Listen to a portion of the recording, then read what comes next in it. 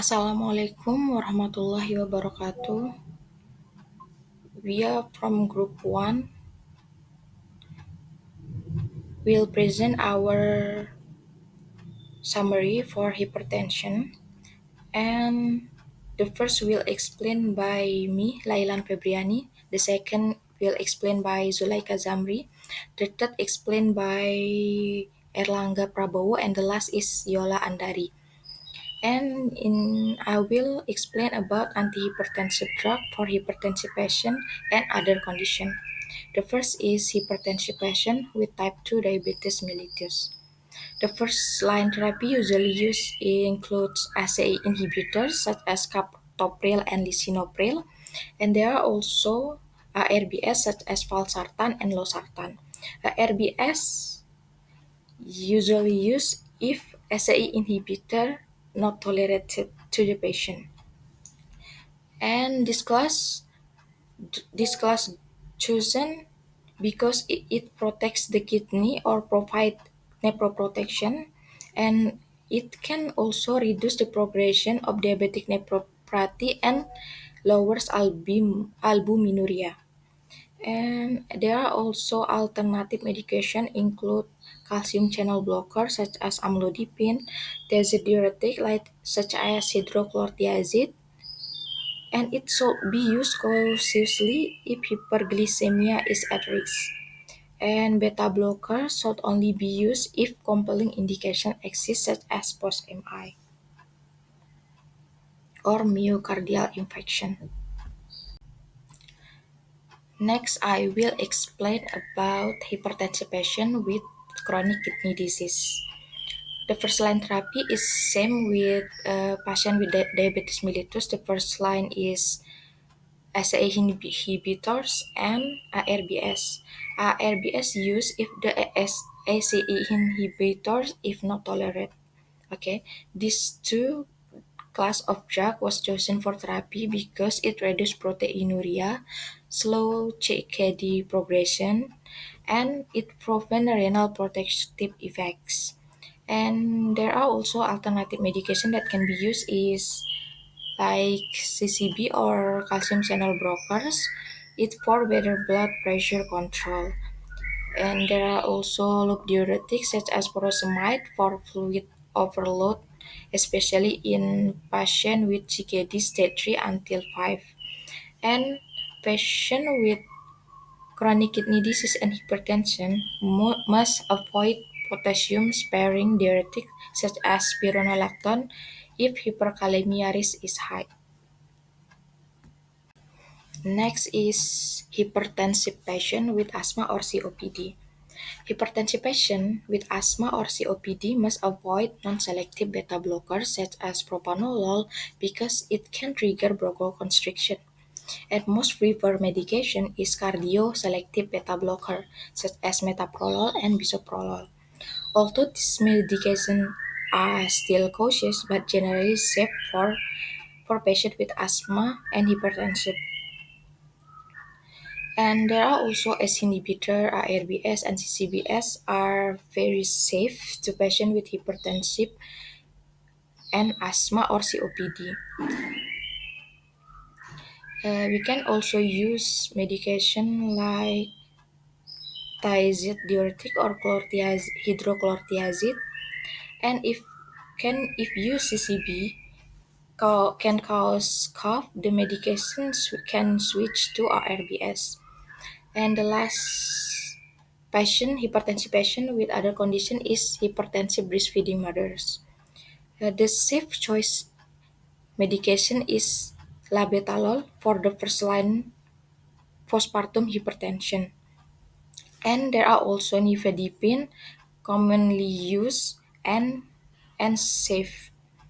And there are also S inhibitor, which the preferred choice is enalapril, is safe and can use during breastfeeding, and also hydrochlorothiazide, safe at low dose around under or equals 50 milligram per day or daily. And there are also drugs that should be avoided with a breastfeeding mother, include SAE inhibitors other than enalapril or captopril because of limited safety data and high dose diuretics, and it can reduce milk supply. And then next I will explain about preeclampsia and eclampsia. Preeclampsia is a hypertensive disorder that occurs after 20 weeks of pregnancy, marked by blood pressure of 140 over 90 or higher plus proteinuria or organ dysfunction. Eclampsia is the progression of preeclampsia into seizure, which can be life-threatening. Globally, preeclampsia affects 2 until 8% of pregnancy and cause tens of thousands of maternal deaths and around half a million fetal or newborn deaths each year. Risk factors include first pregnancy, multiple gestation like twins or triple, obesity, chronic hypertension, diabetes, kidney disease, family history, and maternal age below 20 or above 40 years old. Common symptoms are high blood pressure, proteinuria, severe headaches, visual disturbance, upper abdominal pain, nausea or vomiting, and swelling in the hands and face. If untreated, it can cause eclampsia, HELLP syndrome, organ damage, placental abruption, fetal growth restriction, or even death. For management, the only definitive cure is delivery. Severe cases require close monitoring in the hospital. Magnesium sulfate is the first-line medication to prevent and treat seizure. Labetalol, hydralazine, and nifedipine are preferred to antihypertensive for severe blood pressure. Corticosteroids are given if early delivery is expected to help monitor the baby's lung. Overall, early detection and timely treatment are essential to protect both the mother and then the baby. Okay, Assalamualaikum warahmatullahi wabarakatuh. My name is Erlangga Prabowo, and here I want to discuss about the hypertensive urgency, or generally called as a hypertensive emergency. So, hypertensive emergency, which later can be abbreviated as HE, is the range of hypertension where the systolic can be greater than 180 millimeter Hg, and also the diastolic is greater than the 120 millimeter Hg, and also is often associated with the acute life-threatening organ damage such as brain, artery, retina, kidney, and or our heart itself. And this phenomenon can be called as hypertension, acute hypertension mediated organ damage, or AHMOD. And the most frequent clinical presentation of HE, which later can be also defined as the factor risk of this hypertensive emergency, there are about a lot of actually diseases that may be are the factor risk of this hypertensive emergency, including stroke, with about 38% of the hypertensive emergency patient, pulmonary edema, which has a 35% rate, and coronary syndromes with percentage of 25%. And the rest is there are brain damage, arteries damage, retina damage, kidney, and heart damage that I mentioned previously in AHMOD. Next, for the treatment of this HE, there are about two main treatment, which firstly is the prevention from the lifestyle, and the second one is to treat by a medication.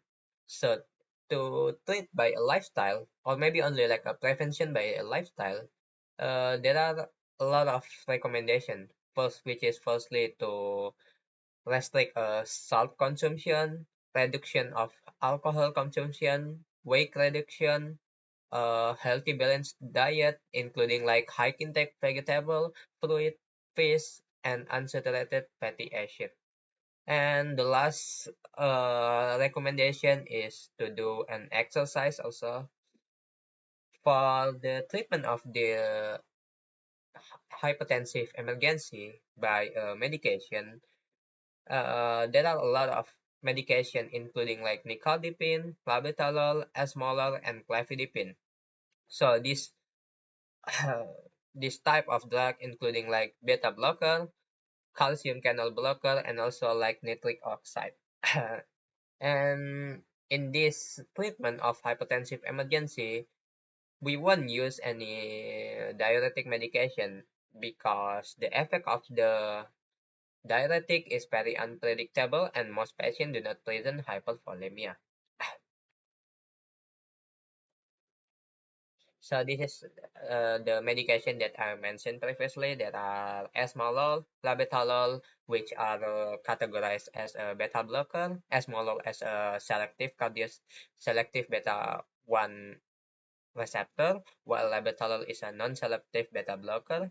And also there is clofidipine, nicardipine, which are categorized as calcium channel blocker medication, and some nitric oxide donor, which are nitroglycerin and nitrofurantoin.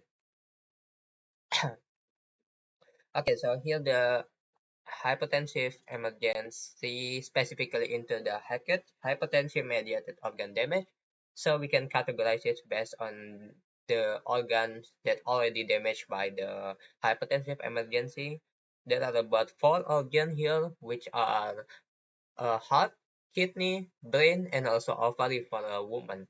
And we also can categorize this based on the what outcome that already made by the hypertensive emergency. For example, let's take the simplest thing here. For ovary, the outcome is preeclampsia and eclampsia, as my friend also already explained previously. And the immediate target BP is SBP or systolic is already decreased into less than 160 millimeter Hg, and the diastolic is already decreased into 105 millimeter Hg. And the treatment is labetalol, nicardipine, magnesium sulfate. And the other treatment you can see in the image here. Thank you. Assalamualaikum warahmatullahi wabarakatuh. Hello everyone, my name is Yolandari and I'm going to explain isolated systolic hypertension or ISH, starting from its definition, its epidemiology, and how we manage it using a medication. So the first one is what is isolated systolic hypertension or ISH? So it is a condition where only the systolic blood pressure is elevated, usually 140 millimeters of mercury or higher, while the diastolic pressure stays within a normal range below 90 millimeters of mercury. Unlike the general hypertension, ISH happens because the large arteries, especially the aorta, become stiff and lose elasticity. And this stiffness makes the heart work harder when pumping blood, which specifically raise the systolic value. And now let's move on to the epidemiology. So ISH is the most common form of hypertension in older adults, especially those aged 60 years and above. As we age, the arteries naturally harden, making ISH more likely to occur. And it is also slightly more common in postmenopausal women, partly due to the hormonal changes that affect vascular health. Even though the diastolic number looks normal, ISH is not harmless. In fact, it significantly increases the risk of stroke, heart failure, chronic kidney disease, and premature cardiovascular death. This is why early detection and proper treatment are very important. Next, let's discuss about the medication therapy. And the first is thiazide or thiazide-like diuretics such as clorthalidone or indapamine. These are highly effective in lowering systolic blood pressure and are often recommended for adults. The second class is long-acting hydropyridine calcium channel blockers like amlodipine or extended-release nifedipine. These medications help relax stiff arteries and reduce vascular resistance. Another important group is ACE inhibitor or RRBs, including drugs like lisinopril, perindopril, or losartan.